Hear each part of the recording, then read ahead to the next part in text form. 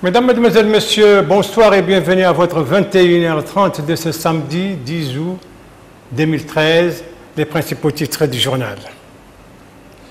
Une fébrilité, celle qui règne actuellement à Néma, la capitale du Haut-de-Charri, dans la perspective de l'Ira-Chab avec le président de la République la semaine prochaine. Fébrilité aussi pour les équipes de la télévision qui sont déjà sur place et qui nous envoient quotidiennement des reportages sur les différents aspects de la vie là-bas au Haut-de-Charri. Fébrilité également au Mali, à quelques heures du second tour de la présidentielle. Ce sera donc demain 2 candidats en lice, l'ancien Premier ministre Ibeka et l'ancien ministre Soumaïla Sissé.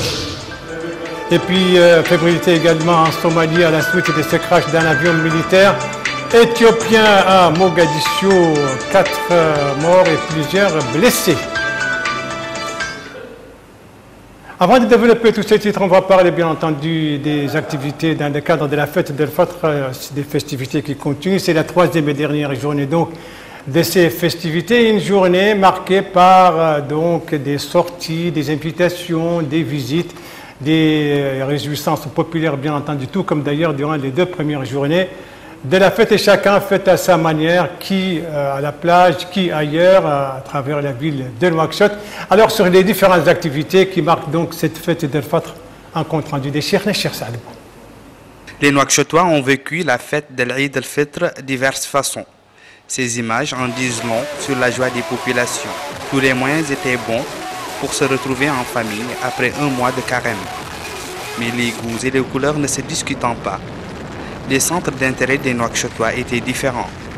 Une grande partie de la jeunesse aime la cascade. La preuve par l'image, cette séance de cascade qui parfois peut être dangereuse. D'autres préfèrent par contre se divertir dans les parcs d'attractions, à l'image de ces petits bouts de bois de Dieu, accompagnés parfois de leurs parents. Certains préfèrent la promenade en voiture dans les artères de la capitale, ou jouer au ballon. Mais d'autres, accompagnés de leur famille, préfèrent la tranquillité et déguster quelques verres de thé. Les personnes que nous avons rencontrées ont chacune décliné sa préférence, à l'image de cet enfant qui dit avoir acheté de nouveaux habits à l'occasion et qu'il est heureux de se retrouver entre ses amis. Ces moments de communion, même s'ils sont différents, permettent aux uns et aux autres de fêter comme il se doit la fête d'El Fitr, dégager le stress et surtout de se retrouver en famille. Voilà, chers, vous restez avec nous, mais cette fois vous nous amenez hors de Nouakchott, précisément à Nimjat, cette localité qui relève du centre administratif de Toujouli. Cette localité, vous le savez déjà, qui connaît une grande affluence à l'occasion de ces fêtes d'El Fitr, une affluence qui vient aussi bien de l'intérieur du pays qu'à l'extérieur. Nimjat, une cité religieuse fondée par Cheikh Saad Bou ou le Cheikh Mohamed Fadl à 48 km de Tigint dans la wilaya du Trarza, reçoit chaque année à partir du 25e jour du mois de Ramadan des dizaines de milliers de disciples de la Tariqa Qadriya. Ils sont au nombre de 124 000 personnes selon les statistiques à venir du Sénégal, du Mali, de la Gambie et d'Europe pour prendre part à cette prière de l'Eid al-Fitr. Capitale de la Tariqa Qadriya, Nimjat reçoit ses hôtes qui sont des disciples de la famille chérifienne qui y habitent. Mais au-delà de son aspect religieux et spirituel, cet événement est aussi une occasion et une traite pour beaucoup de commerçants de venir sur place et d'écouler toutes leurs marchandises. Il y a un autre aspect non moins important, c'est celui de l'entrée de la monnaie en devise. Dirigeant la prière de l'Eid al-Fitr, Cheikh Aya ou Cheikh Talbouya a, au nom du Khalif général des Khadr, Bounanna ou Cheikh Talbouya, loué les efforts du gouvernement qui n'a ménagé aucun effort pour la réussite de l'Eid al-Fitr 2013, en disponibilisant gratuitement les 2 bagues au niveau de Rosso. Selon les autorités religieuses de Nimjat, cette année a été une réussite totale grâce au soutien des pouvoirs publics. À noter que ces moments passés par les disciples à Nimjat sont des moments de piété, de communion et de zikr. Ces moments d'adoration de Dieu sont des moments privilégiés qui vont au-delà des frontières. Voilà donc pour ces festivités de Fatra Nimjat, des festivités également de Fatra dans la wilaya du Hod al-Sharqi, des festivités qui ont coïncidé, n'est-ce pas, avec les préparatifs de l'Iqa Shab avec le président de la République. C'est l'Iqa Shab qui va abriter la capitale du Hod al-Sharqi Nema. C'est la 4e édition de cette rencontre directe entre le président de la République, M. Mohamed Abdelaziz, et les citoyens. L'occasion pour le président de la République de discuter directement avec les citoyens, d'entendre leurs interrogations et de donner des réponses. Et donc l'occasion aussi pour les journalistes qui sont là-bas, qui se sont déplacés massivement là-bas, de poser des questions qui les brûlent là. Alors donc l'occasion aussi pour les équipes de la télévision de Mauritanie qui sont déjà sur place là-bas à Nema, de nous faire des reportages sur les différents aspects de la vie économique, sociale et politique et environnementale, bien entendu, de la wilaya du Hod al-Sharqi. Alors, des reportages que nous diffusons depuis quelques jours. Et ce soir, nous proposons un thème, c'est la problématique de l'eau. Comment se présente là-bas l'alimentation en eau potable pour les populations de Nema. Une alimentation qui pose problème en ces grands moments de chaleur, comme l'a constaté l'un de nos envoyés spéciaux, Mohamed Lamine Bekkar. À Nema, le problème de l'eau ne se pose pas en termes de qualité, mais de quantité. Dans les quelques quartiers desservis par le réseau, situation empire durant la période de grande chaleur, où l'eau déserte les robinets durant une bonne partie de la journée, sinon au mieux des cas, elle est de faible pression. Une situation qui a amené nombre de foyers à se doter de fûts de réserve qu'ils remplissent le soir à la faveur du retour de la reine, source de vie. Certains citoyens rencontrés affirment déplorer cette situation qui perdure, surtout pendant la saison chaude où la consommation de l'eau est forte. Cet autre habitant de Nema explique, lui, que le problème récurrent de la pénurie d'eau est lié à la position du réseau par rapport à la ville. Il y a des moments, les moments où il y a la chaleur, la vanne, on est sur des pentes.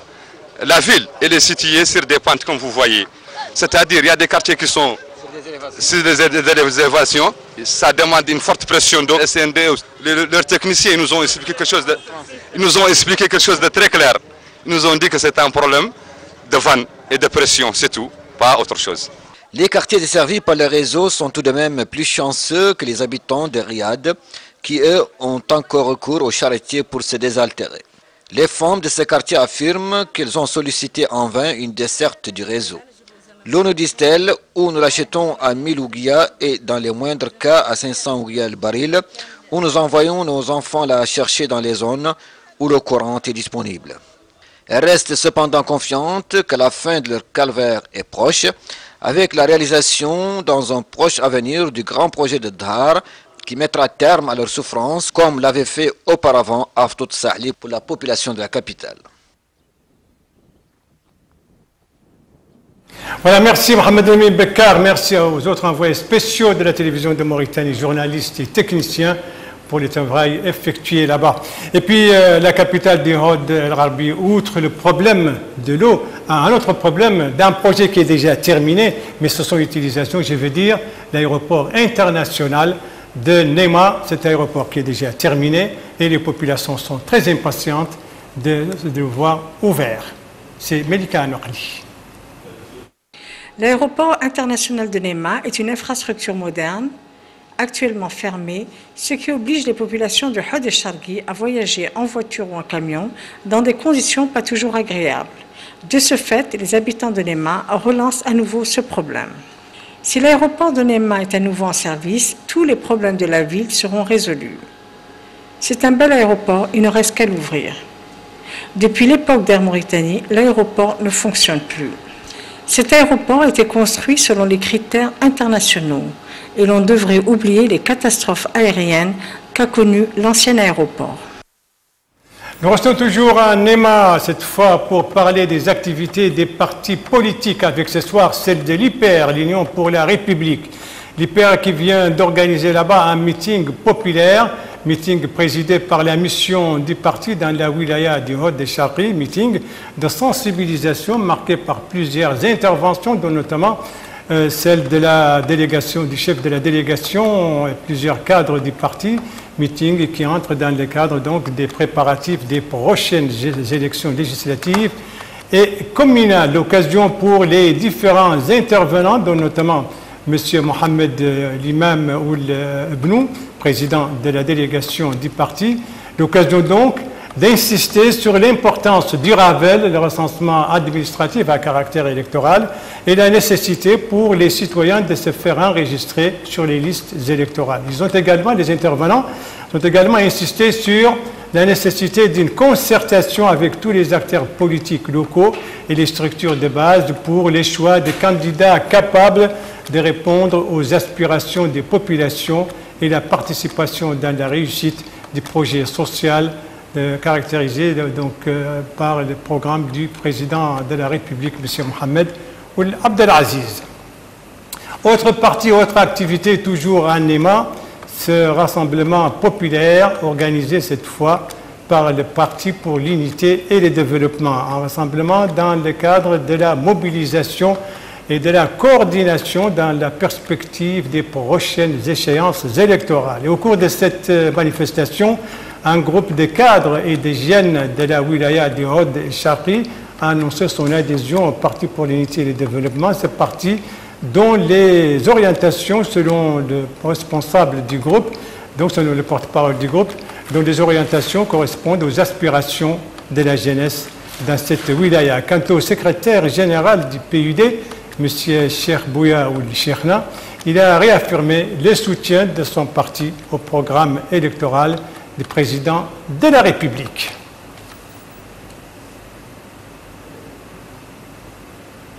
Merci de suivre la télévision de Mauritanie. La suite du journal au Mali, J-quelques heures pour le second tour de l'élection présidentielle. Plus de 6 millions de Maliens sont de nouveau appelés aux urnes demain pour choisir leur nouveau président et ils ont le choix entre deux candidats qui sont en lice, l'ancien Premier ministre Ibrahim Boubacar Keïta et l'ancien ministre Soumaïla Cissé.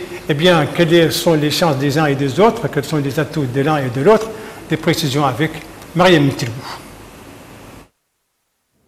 Ibrahim Boubacar Keïta, plus connu sous le nom de Ibeka, a été le premier candidat à se rendre à Kidal, le fief des séparatistes touaregs pendant la campagne présidentielle. Un coup politique qui affiche clairement son objectif prioritaire, rétablir l'autorité de l'État sur l'ensemble du territoire malien. Ce natif du Sud est titulaire d'une maîtrise en histoire et d'un 2A à Paris. Il a commencé sa carrière politique sous la présidence d'Alpha Omar Konaré, dont il a été d'abord le ministre des Affaires étrangères, puis le Premier ministre. Mais les deux hommes se séparent avant la présidentielle de 2002, car cette fois, Ibeka est candidat. Quant à Soumaïla Cissé, c'est lui qui défend les couleurs de l'ADEMA, le parti au pouvoir à l'élection présidentielle de 2002. Après 10 ans passés au gouvernement, notamment comme ministre des Finances, Soumaïla Cissé bénéficie du soutien de plusieurs poids lourds de la scène politique du Mali. Sans surprise, il se qualifie pour le second tour. 11 ans plus tard, l'histoire se répète pour ce natif de Niafonké, localité du Nord Mali. Soumaïla Cissé est de nouveau en finale avec 19,7% du suffrage exprimé au premier tour. Il est le challenger d'Ibrahim Boubacar Keïta. Voilà donc pour ce second tour de l'élection présidentielle au Mali demain. L'Égypte à présent, avec la tension qui persiste et la mobilisation qui continue chez les pros comme chez les anti-Mohamed Morsi, le président déchu. Les pros déclarés donc d'engager à ne pas baisser les bras et à poursuivre leur action jusqu'au retour, disent-ils, de M. Morsi. C'est dans ce cadre que des manifestations se sont déroulées hier dans la plupart des grandes villes des pays comme le Caire et Alexandrie, et cela malgré l'annonce du pouvoir de déloger les sit-ins au Caire, qui est organisé par les islamistes depuis plusieurs semaines, de les déloger par la force. L'actualité africaine nous conduit également ce soir en Somalie avec un crash d'un avion militaire somalien, plutôt éthiopien à Mogadiscio, mais aussi au Zimbabwe avec Morgan Tsvangirai, qui refuse toujours de reconnaître les résultats des récentes élections présidentielles et législatives, 2 étapes avec Melika Nakli. Une épaisse fumée noire dans le ciel de Mogadiscio, la capitale somalienne. Un avion militaire éthiopien s'est écrasé vendredi matin à l'aéroport. Il ne reste qu'une carcasse calcinée. Sur les 6 membres de l'équipage, 4 sont morts, 2 sont à l'hôpital. L'appareil aurait perdu l'équilibre à l'atterrissage. Au Zimbabwe, l'opposition de Morgan Tsvangirai a déposé un recours ce vendredi contre les résultats des élections du 31 juillet. Les avocats du parti du MDC affirment avoir fourni un dossier fourni à la Cour constitutionnelle avec de nombreuses preuves de fraude massive. Robert Mugabe, au pouvoir depuis 33 ans, a été déclaré vainqueur de la présidentielle avec 61% des voix. Morgan Tsvangirai a récolté 34% des suffrages. Voilà donc, ce journal est à présent terminé. Merci à vous, madame, mademoiselle, monsieur, de l'avoir suivi. Merci bien entendu aux équipes rédactionnelles et techniques qui ont participé à sa conception. Je vous en rappelle les principales informations. Ici, c'est Nema donc, avec les préparatifs dans la fébrilité donc, du prochain Liqa Shab avec le président de la République. C'est sa 4e édition. Nema, donc, où nos envoyés spéciaux, depuis quelques jours, nous envoient des reportages sur la vie là-bas. Et puis, c'est le Mali à quelques heures du second tour de la présidentielle. C'est demain. Plus de 6 millions de Maliens sont de nouveau appelés aux urnes pour départager 2 candidats, Ibeka, Ibrahim Boubacar Keïta, ancien Premier ministre, et Soumaïla Cissé, ancien ministre des Finances. Et ici, vous le voyez, les fumées, c'est à l'aéroport de Mogadiscio. C'est un avion militaire éthiopien qui s'est écrasé là-bas. Bilan, 4 morts et plusieurs blessés. Voilà, les JTF reviendra demain à 19h et à 21h30. Vous serez en compagnie, suivant le planning de service, vous serez en compagnie de Cheikh Saadbou. Quant à moi, il ne me reste plus qu'à vous souhaiter une très bonne fin de soirée, une très bonne semaine. Et à vous donner rendez-vous, Inch'Allah, vendredi prochain aux mêmes heures, 19h, 21h30. Bonsoir.